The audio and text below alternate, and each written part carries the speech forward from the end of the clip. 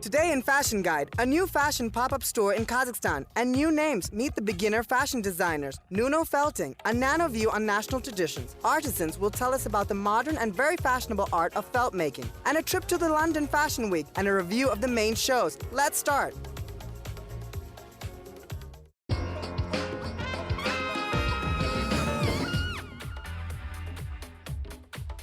While global fashion capitals host their Fashion Week, local fashion designers here are busy as well.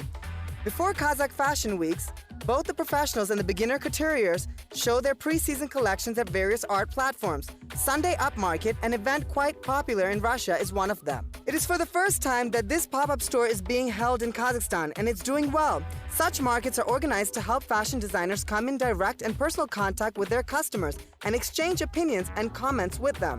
While many of the market's participants are quite known designers, they are still happy to be part of the new fashion event.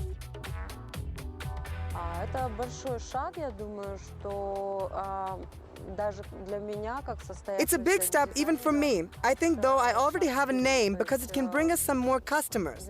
As there are people at this fashion festival who are still unaware that we exist. Здесь, на этом фестивале, фэшн-фестивале, есть клиенты, которые о нас еще не знают. For the beginner fashion designers, this event is even bigger impulse and an opportunity to start a brand of their own. In this season, many of them get back to their roots. The designer of the brand, Sao, made a collection of chapans, jackets, and waistcoats in Uzbek style.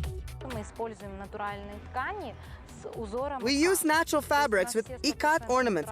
It's all 100% natural fabrics, though different by texture. At this moment, ikat ornaments and colorful oriental designs are very trendy in our everyday life.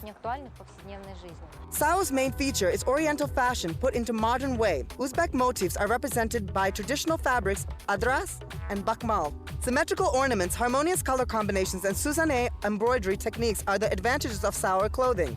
Meanwhile, Saudat is not only one who offers oriental looks. The designers of the brand, Mason Agnes, Omida, and Nadira Tashpulatovs, especially came from Uzbekistan to show their collection to the Kazakh audiences. This one is very trendy now. It's a very fashionable blue color. We use special fabrics and Suzanne embroidery. It's handcrafted Samarkand Suzanne on silk made with a silk thread. The designers tried to cover all the trends of the forthcoming season. The top hit of their new collection is the black dress made of natural wool with silk fringes. Meanwhile, the street-style fashion lovers will like the Georgian brand UGLY clothing. You just can't find anything ugly in their collection. The ambiguous name is deciphered as "You gotta love yourself." It's a hint that love yourself and dare to be brave. Avant-garde clothing has accessories, hats, and jewelry that match the brand's conceptual design. Nani Gobaridze, the studio representative, shares her impressions on the market. It's very interesting here. That's the first time I represent our brand, and I'm happy to be part of this exciting project. You have a very kind people here who appreciate fashion and handicrafts.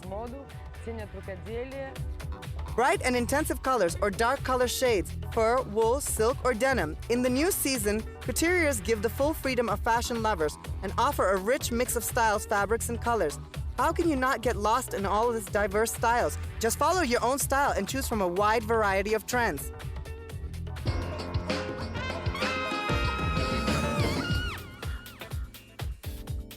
A number of Kazakh designers, many of them very young people, prefer to interpret traditional motifs from a modern stance. Modern times dictate modern techniques. Traditional felting as we know it is more often being replaced by Nuno Felting.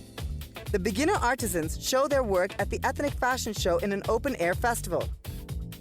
The collection you saw today was made in a modern Nuno Felting technique, which was recently came to Kazakhstan, I think 10 or 15 years back.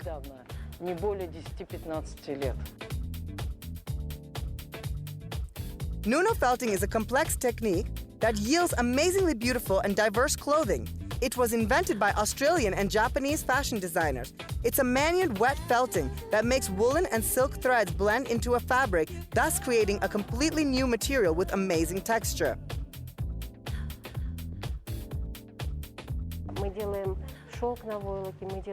We make silk on felt or felt on silk. We have a different combination, and our traditional ornaments are ever present. This ornament is called bitpez. It means infinity. We like to use it. Also, Kazakh like to use plant ornaments, which symbolized growth and development to them. Означало лысу. Это значит расти и развиваться. Such clothing has a distinct traditional spirit and flavor, but it is adapted for modern taste. Здесь использована техника ламинирования. We use lamination technique here. Felt is laminated with silk here. Here, it's just the opposite technique. Silk is put on felt. Применена техника обратного техника. Это вот шелк, он навален на войлок. Anissa Valiulinas' 9 felt clothing collection is romantic, airy, and is in a bright and intensive colors. To create it, Anissa used the thinnest wool available. Это идет двухслойная. It's a double-layered item. It has silk on both sides and a thin layer of Merino wool in between. Между ними тонкий слой шерсти мериноса. The artisan says it takes at least 4 days and several people to make one item. Meanwhile, they are sure that their clothing is for everyday wear, not just for special occasions. You can feel happy and warm wearing exclusive felt items every day.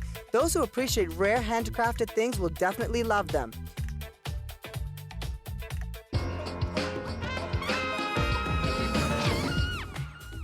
It's fall now, but it's spring on the catwalks. Fashion weeks of Spring-Summer 2016 are ongoing in the world. Let's watch the main shows of London. Fans of the classic British style were happy to see the Burberry's new fashion show. Christopher Bailey set his show in Kensington Gardens. Models appeared before the public accompanied by symphonic orchestra, music and singing of the British vocalist Alison Moyet. The couturiers' muses were Kate Moss and Cara Delevingne. Of course, the Burberry's new collection is completely in neutral pastels and unusually dark tones. The critics mentioned that many items could easily fit in the fall-winter season show. The trademark trench coats, biker leather jackets, black pants, and cashmere dresses are not often showcased in summer collections. Meanwhile, the head of the famous fashion house believes that in recent years, fashion turned into an all-season affair. So the collection tried to express these different worlds, you know, so you had very white, very fragile little lace dresses, but then you also had black cashmere coats on the runway. So it was this mashup. This time, Burberry's key accessory is a black nylon backpack. It can be worn with anything. Black and gold flower prints on men's jackets and women's cocktail dresses were a highlight of the show. I've really enjoyed it. It was wonderful London class and style, and Chris is a friend of mine. I'm very proud of him, and I just thought the music and Alison Moyet singing was wonderful, beautiful. Topshop, arguably, is one of the most popular mass-market brands that has its own special clothing line for shows at Pret-a-Porter Fashion Weeks.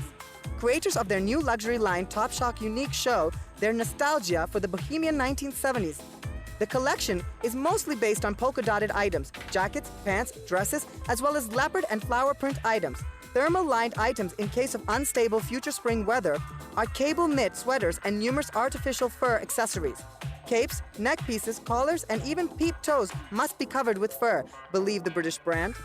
It was amazing. It was a vintage vibe going on and a hint of 70s.